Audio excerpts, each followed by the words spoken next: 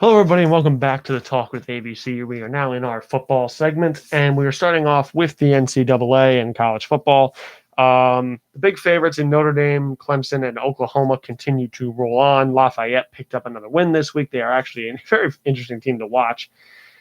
And Miami looks solid. Enrique King is looking like a possible Heisman contender, and the kicking situation actually looks decent. But that is not the big story that came out of college football. The big story is the fact that with the SEC returning next week and the fact that the Big Ten has announced they will be returning to play in October, I believe, or November, something like that, in the late fall. They will be returning in the late fall. Let's put it that way. So my initial reaction to this is, well, this is basically how I view it. You know, we care about the players. Yeah, no. We care about the fans. Yeah, no, you really don't. We care about our image. Yeah, maybe a little bit. You know, the other conferences maybe showed you up a little bit since it's been proven they can do this without having big outbreaks. We care about the money. There it is. You care about the money. Let's be honest with that one. So basically, this is my best analysis of what happened. The Big Ten heard the protests and saw the fact that the ACC and the Big 12 have pulled off games and are like, well, crap. They beat us to the punch. We need to, all right, quickly. 8-game schedule, October. Here, happy. You guys happy now? All right, cool. So that's basically what happened. A lot of big players still look like they might be opting out, but big cornerback prospect Sean Wade has returned to Ohio State, as well as Wyatt Davis, one of the top offensive guards in the nation, has returned to Ohio State. So they shall once again be a top contender. And, you know, teams like Penn State and Wisconsin will again probably look solid. And it's nice. It'd be nice to have the full CFB back. But this is definitely a knee-jerk reaction, in my opinion. And I'm hoping that this rushed restart, I'm hoping the teams were at least still training and working out. And my biggest fear is that this could lead to a cascade of injuries like we're seeing in the NFL, which I will touch on in a little bit. It also seems like the Pac-12 will probably be returning at some point too. There hasn't been official word yet, but it's rumored they're probably going to try to do something similar to what the Big Ten is doing. So, I mean, I'm not entirely surprised at this. Again, kind of a knee-jerk reaction. The whole, oh boy, we underestimated people's willingness to play football and how safely we could actually get it done. Let's do this now.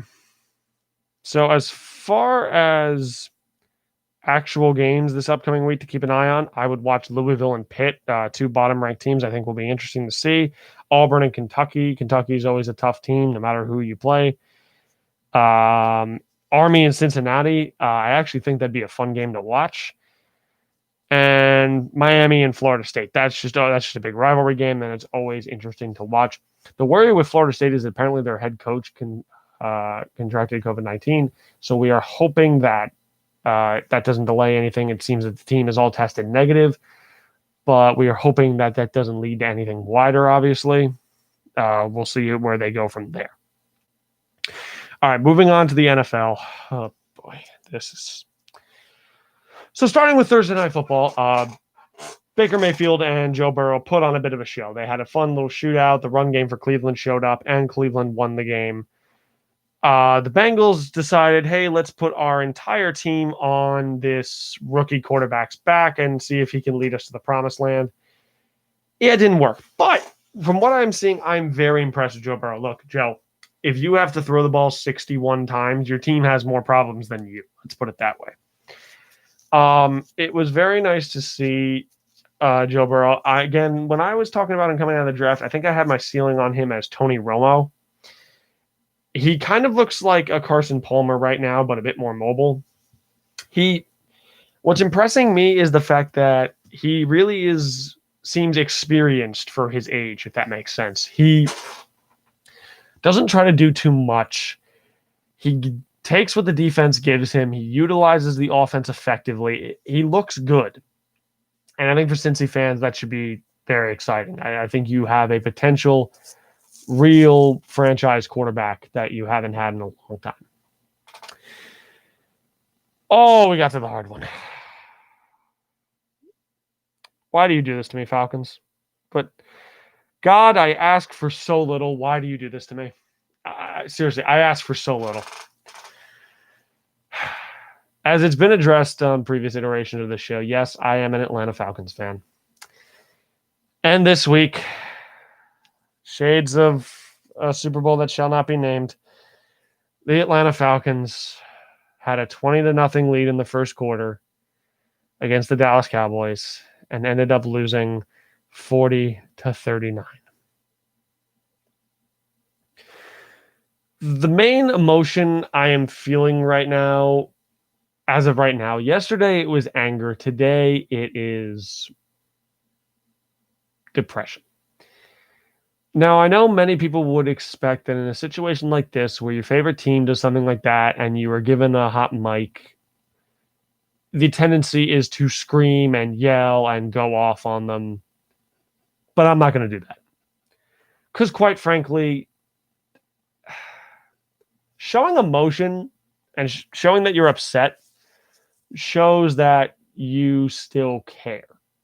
This team clearly doesn't care right now. This organization clearly doesn't care about the fans. So why should I, as a fan, care much about them right now? Matt Ryan, let me just put this out to you right now. I am so sorry, my man. I am so sorry. This organization is just...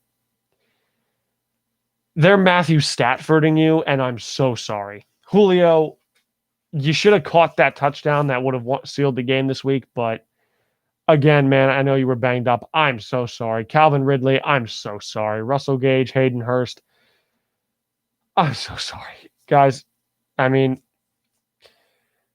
look, I've said it. I said it last week. I'll say it every week. The biggest issue is coaching. This organization needs to blow it up. And I'm not talking about the player structure. The player structure is okay, and there's not much you can really do with it right now anyway, because you're in the midst of a bit of a turnover. This organization does not need a full rebuild. What this organization needs, though, is a long, hard look at its problems and an organizational retool. And that starts at the top. Thomas Dimitroff, Dan Quinn, Dirk Coder, you need to pack your bags and get out of Atlanta right now before I come down there and do it for you yourselves. Oh boy, you need to go. You know, and honestly, regardless of how this game ended, let's say people like to say, oh, the onside kick, yada, yada, yada. Look, here's my opinion on this whole matter.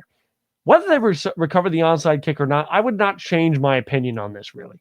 Dan Quinn and Dirk Coder still, and Thomas Dimitroff would still need to be fired, even if Atlanta had won that game 39-37. They still would need to be fired, because not being able to finish a game multiple times that has been proven, that is clearly a coaching error. And the fact that the defense can't stop a thing in the second half. See, you know why we lost this week? Dallas did something that you never do, Dan. Dallas did this mythical, magical thing at halftime. They made adjustments. I know that doesn't seem to compute in your big, bald brain, but that's what they did, and congratulations to the Cowboys. You just saved your season with this win. You know, honestly, you know what I'm hoping for with Atlanta as a Falcon fan? I'm hoping we go 4-12 or 3-13. I think that's the only way that we'll actually address our problems. Because if Dan Quinn pulls a rabbit out of a hat for the rest of the season and we end up going 7-9 again, I'm going to consider just never watching football again, because it's going to depress me that much. You need a monumentally bad season at this point to save this franchise. That's what needs to happen. 39 points, 0 turnovers. Teams in the history of football since 1938 are 440-0 when scoring 39 points and not having a turnover. And yet, you were the first loss. See, you know, the sad thing is that even though I just vowed not to yell and get pissed off, I'm still pissed off, because the sad part of me is I still do love this team. And I'm still going to stick with this team no matter how much it infuriates me. But before I get kicked off the air for saying something that I can't come back from, let me move on to the next game. The Bears and the Giants. Look, Bears, I've been saying this again, I am not impressed with anything you do. I think Mitch Trubisky is just mediocre. And you know what? Congratulations. You're playing Atlanta next week, so they're going to make you look like a top 15 quarterback, Mitch. You should honestly go give Dan Quinn a hug after the game, because I guarantee you he's going to make you look like a top 15 quarterback. As far as the Giants, obviously Saquon Barkley, and it is confirmed, has torn his ACL. I feel really bad for him. He is a superstar player, and to see him deal with this is just terrible. You know, I'm hoping for the Giants' sake that they can continue to play decent, but it just seems unlikely. And Saquon, I wish you the best.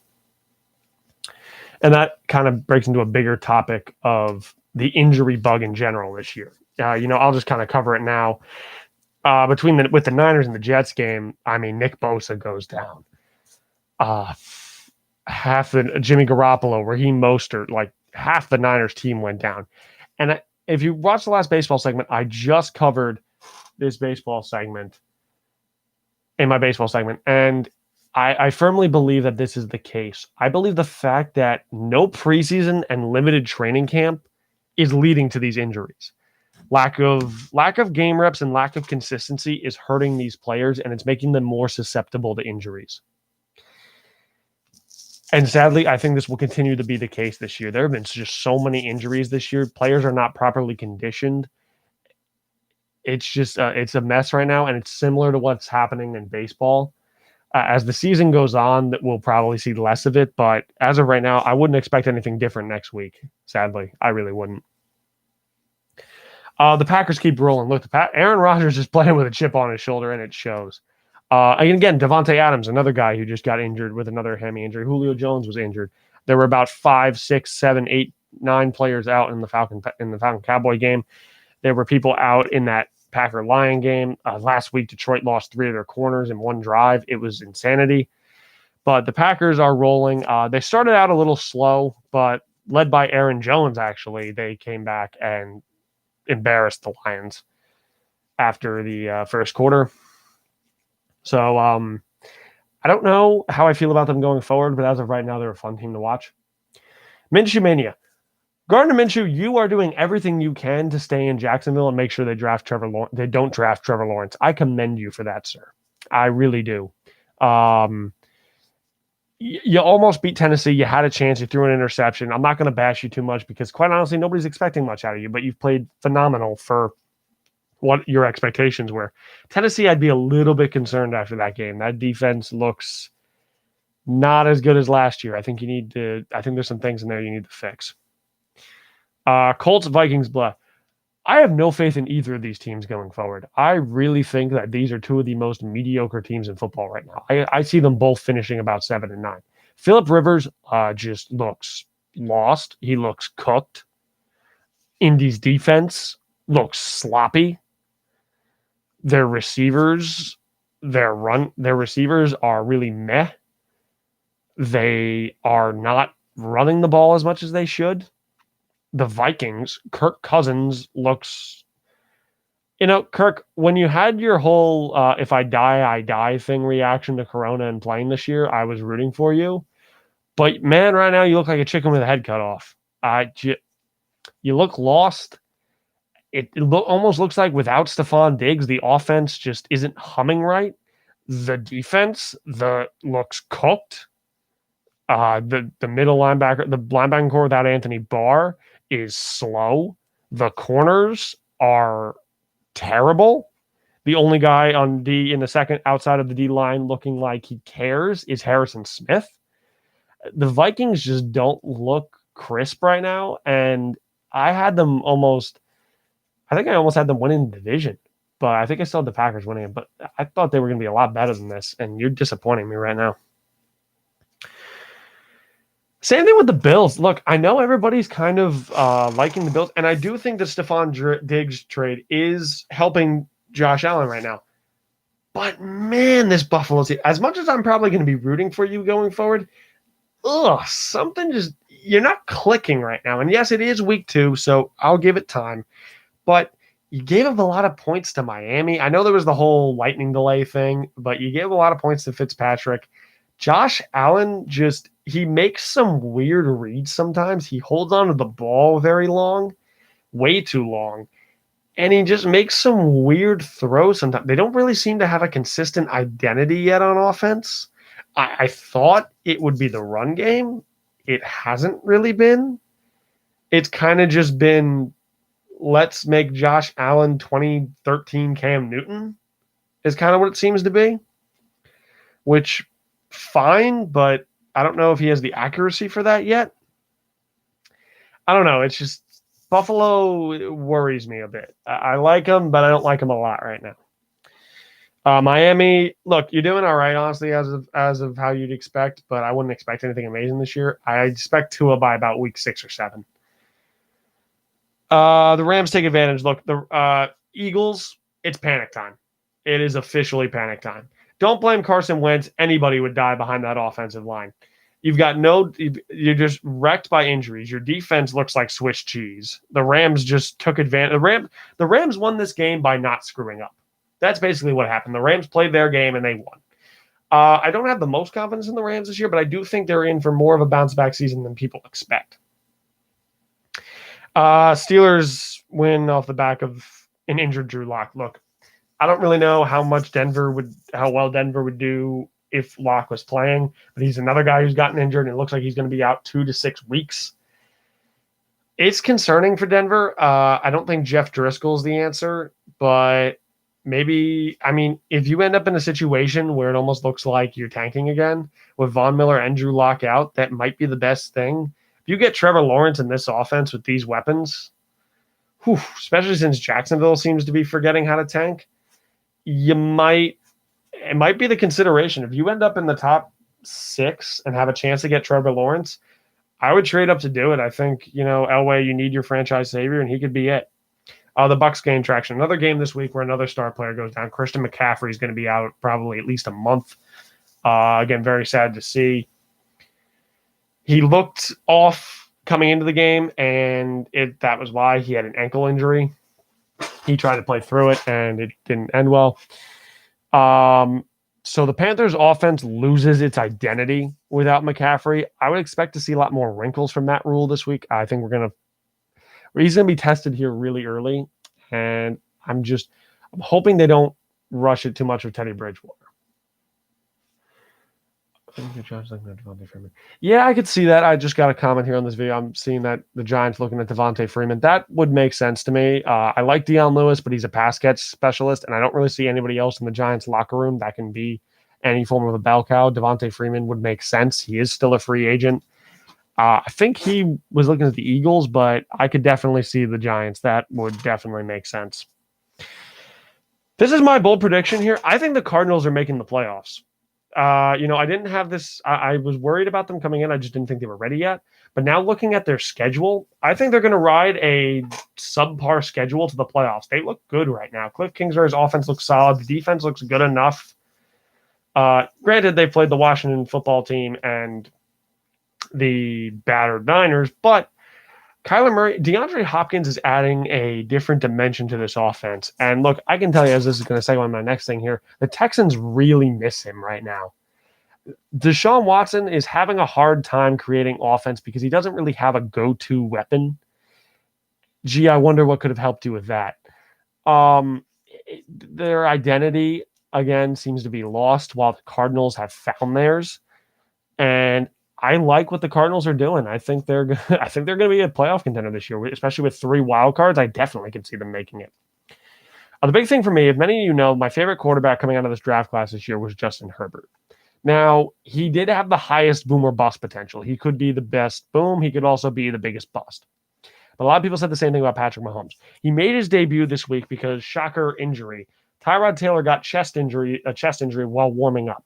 However, the coaching staff says that when he's back, Tyrod Taylor will play, which is weird. Given how well Herbert played, I think I would just roll with him at this point. Tyrod Taylor is not going to be a long-term starter. You drafted Herbert in the top 5, so you might as well roll with him for now.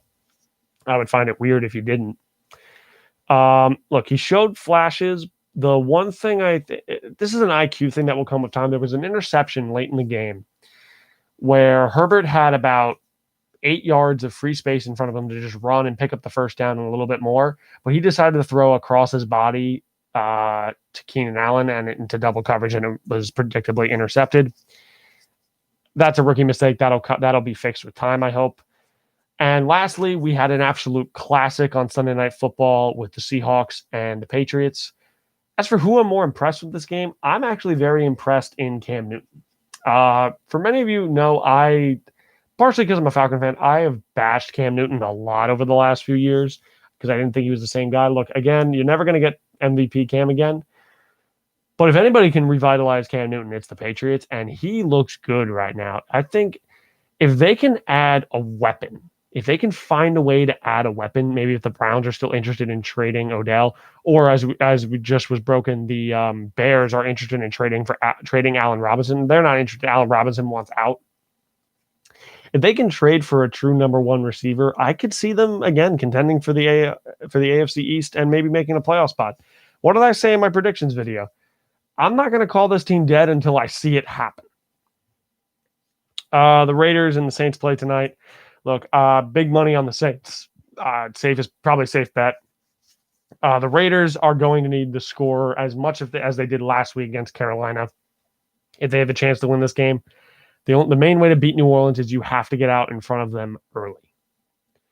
So thank you very much for watching this football segment here on the Talk with AVC. I know that went a little long, but that's what Falcon depression will do to you. We'll come back in a minute here with our final about 20 minutes of showtime here with our NHL and NBA segment. So thank you all very much for watching, and I will see you in the next segment.